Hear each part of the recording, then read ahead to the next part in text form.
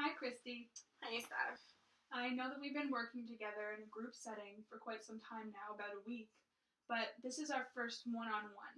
So, one of the things that we do when we start having our one on ones is talk a little bit about confidentiality. So, I'm just going to tell you how that looks in our agency and then kind of get your views on it. So, everything that you say in these sessions is completely confidential. It doesn't go in case notes or anything like that for other people to see. The only time that I would have to share what we talk about in our sessions is if I feel like you're at immediate risk of hurting yourself or others. Are you okay with that? Do you have any concerns? No, I guess that sounds fair. Okay, good. So this is our first session, and there's probably a lot that you want to talk about, a lot of feelings that have come up over the past week. So just before we get into that, I would like to see kind of where you're at, maybe what you hope to get out of our session today. Yeah, you said it right. There's a lot happening. It's my first week being in a treatment setting, and so far I don't know how I feel about it. I don't know if that's shared in group or not, but I'm here because my parents told me that if I didn't come and, get my life together, then I was going to get kicked out, and I don't have the money to afford my own place as much as I would love to. So I am here because of that. They made me come here, and although they made me come, I was at a point where I didn't realize that my drugs were taking over my life and were really getting in the way of everything that I did. So I stopped going to school. I did last year, so that was grade 11, and I'm barely finishing my grade 12 right now. So I do know that I had to get some stuff done, but it was more of like my parents gave me the ultimatum, and at that point I had no longer a choice.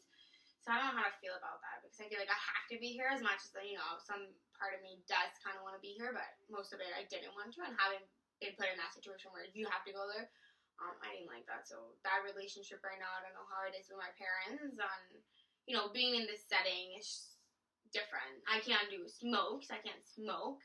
I have to share all these groups with people and sit there and talk about how I'm feeling, and I'm not that kind of person to talk about my feelings. I'd rather just, not talk about them, but I'm forced to sit in these groups like 3 times a day, every day, and share and share and share. So, I don't know how I feel about that. And just, there's other people in here, and making new friends, I'm not really good at that. And so it's just bringing stuff from the past, the fact that I have here again with no friends, and so I don't know how I feel about it. So you brought up a lot of points, a lot of feelings that you've been having this past week. So just to recap, you talked a little bit about your relationship with your parents, and that the reason why you're in treatment is actually because your parents kind of gave you an ultimatum, and they said if you don't come to treatment, you're going to have to find somewhere else to live. Is that right? Yeah, so it was more of like, if you don't get into it, then that's it. We're not going to help you anymore. We're going to kind of cut you off, and you can see what you do. And although your parents have kind of forced you to be here, you also kind of talked about how you realized that your drug use had kind of gotten out of control and was impacting your relationships with your family and your ability to perform at school. You said you stopped going to school altogether. Is that right? Yeah, I started, what was that? I think I was starting grade 11, and made some new friends. I would change schools, actually. We moved at the end of grade 10 and started a new school, and met some people, and, first, some weed and whatnot, and that's pretty much just all I do, just weed. But I guess it started more of like a regular basis, and right now I'd rather stay home and do a joint than go to school. I don't see the point of going to school at this point, so yeah. Yeah, so I know that you were talking a little bit about relationships with your peers so far in the program, and you just mentioned some really great points about how things were going at school. So you moved to a new school, right? Is that what you're saying? And you kind of got a new group of friends. How would you say that your new group of friends kind of compares to who you used to hang out with at your old school? Well, actually, in my old school, I didn't have any friends. There was a couple kids that say hi in the hall, but they each had their own friends. So it was just pretty much I guess. So I can't really compare it because I didn't have a group of friends before. Okay. So, at your old school, you kind of felt like you were more on your own. Would that be a correct assumption that I'm making?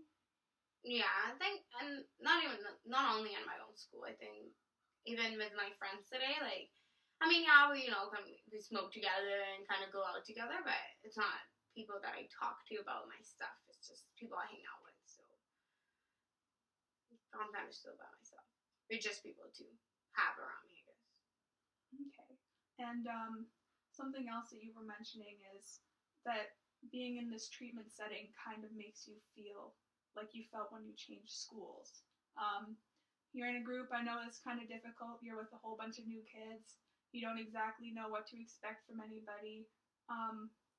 Would you say that you're having some feelings about this new group that you're living with? I mean, you do have to live together. It's kind of you guys spend a lot of time together, right? Well, yeah, it's bringing back those feelings of when I changed schools and, being in a new setting, being the new kid. And I feel like that's kind of how it relates when I started doing drugs. So, I got into the new school, wanted to make friends because, it gave me the chance to, like, start over and, met the people that I currently am friends with. And, I like them and they do things fun. It was something that I hadn't done before and now I find it fun. So being in this new setting, it's like now I, again, have to make new friends. And the people that live here, kind of have the same thing. And I feel like I have to impress them or do things a certain way to, like, not be a loser loner like I used to be. I'd rather make friends. Mm-hmm. Yeah, I can see why that might be kind of difficult for you. It's a whole new environment. You've mentioned that you've never been in a residential setting before, ever. So I can only imagine that stirs up a lot of feelings, right? Well, it does. It's very hard, and I don't think, like, my parents, they forced me to come here, but I don't think they understood how hard it would be to live with people 24/7. I mean, not even with them am I there 24/7, right? And being in the setting with people and that pressure that he puts on you to, like, make friends and share and, be good and, happy all the time, I guess. They didn't think about that when they made me come here. And so a common theme that I'm noticing so far in our session is you're kind of talking about how you have difficulty sharing your feelings in a group. I know that in the treatment center we do groups several times a day, and you're surrounded by these new people. So would you say that sharing your feelings is something that you've been comfortable with in the past? Can you think of a time when you were comfortable sharing your feelings? Not really. Like, my family's not really the feeling kind of family. I mean, they come up. It's not like they're shut down, but it's not like, oh, how are you feeling? It's more like, oh, okay, well, sorry you're feeling that way there. So not a lot of sharing. And I mean, like I said, in my old school, I didn't have any friends, so I didn't have anybody to share my feelings with. And with my new friends, we're just smoking. We're not talking, right? So I've never had to share my feelings, and so I'd rather, like, I've always kept them to myself, and I'm fine with it. I never told my parents, not only because it's kind of not fair, but I don't want to make them worry or be like, oh my gosh, she's feeling this way. We have to do something. So they already have a lot going on in their lives to, like, give them something else in terms of, like, sharing my feelings. And well, I guess at the end I did end up giving them more shit to do, but whatever. But I didn't share my feelings with them or not my friends at school. So I don't like talking about it. It's just myself. Nobody else needs to know what's happening with me. So you've mentioned some concerns already that you have about sharing in a group. You mentioned that sharing with your parents is difficult because you don't want to worry them with your problems. Is there any other fears that you can think of? Like, what kind of fears do you have about sharing more specifically in the treatment center? Well, I feel like once I open up myself and, share my deep secrets, people would see me differently. And, like I said, I'm trying to make friends here and, look cool and not be the loser that I used to be. And I feel like once I start sharing exactly that, like, oh, hey, I wasn't a cool kid, I was the loser at school, then that's going to change how they see me and if I make friends or not. So really opening up, I don't think it's going to bring good things. It's rather going to make me lose the opportunity to make friends or, to be cool, I guess. Okay, so you can correct me if I'm wrong, but it sounds like you're worried about judgment. judgment from the other members in the treatment facility. So you don't want to have your peers know about your past because you're afraid it's going to change how they see you.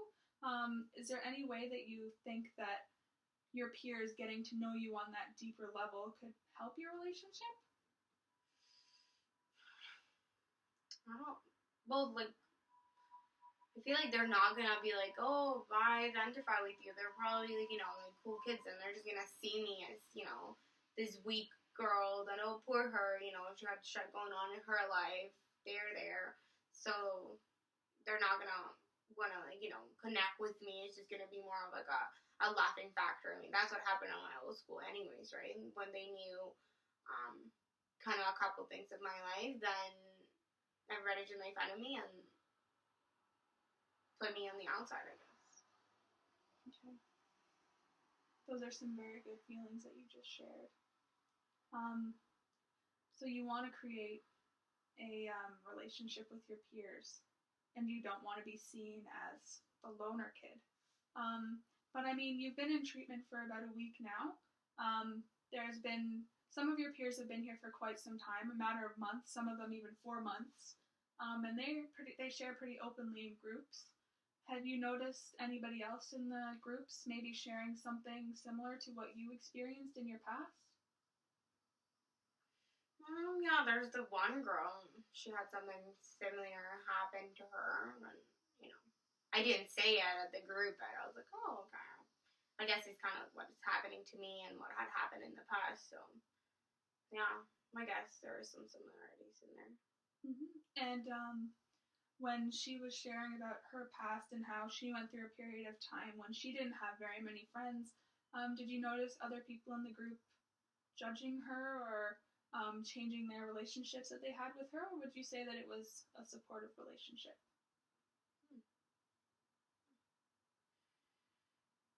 Well, after she finished sharing, everybody was very understanding, I guess. I didn't see anybody really judging her. It was very open, I guess, and everybody continued to share after that, not like making mean comments. And I mean, after the group finished, she did leave with friends and stuff, so I guess it was okay for her to share. She felt okay, and there was no judgment. Okay. So, yeah, it's really great that you can see that. What we want to achieve in this group is, or in our groups that we run, is we want people to support one another. We're trying to build a community where you guys are all supporting one another. You're going through this journey together. You're living together. And I know that it's really scary, especially when you're new. So I can understand why you have these fears. Yeah, I guess I hadn't thought it that way. Like, we're all here for the same reasons. I just thought that maybe, like, they are into, like, deeper drugs than I am and worse drugs. So, like, I don't really have a point of being here. But at the end of the day, drugs are in both of our lives, be it whatever drug it may be. And we're trying to get away from them, I guess. So I guess that is right. Yeah. So you've brought up a lot of great points today in our session. So just to recap a little bit, we talked about how you were here not necessarily by your own choice, but because your parents kind of told you either have to complete treatment or you have to find somewhere else to live. You've been having some anxieties about making friendships in the group, and sharing in the group is another one of the big themes that have come up in our session today. Is there anything else that I missed or something that you'd like to share before we end today? No, I guess like that recaps are just, being here without wanting to be here. But I think, as you have just brought it up, like, people are here to make a change, and some people have been here and there's no judgment. So I guess it's not so bad being here, especially with people that, although not the same story, may identify with mine, and being able to maybe share that might be helpful to me. And yeah, so that kind of brings both of them together, I guess, right? Not being able to share my feelings, yet being here in a non-judgmental environment.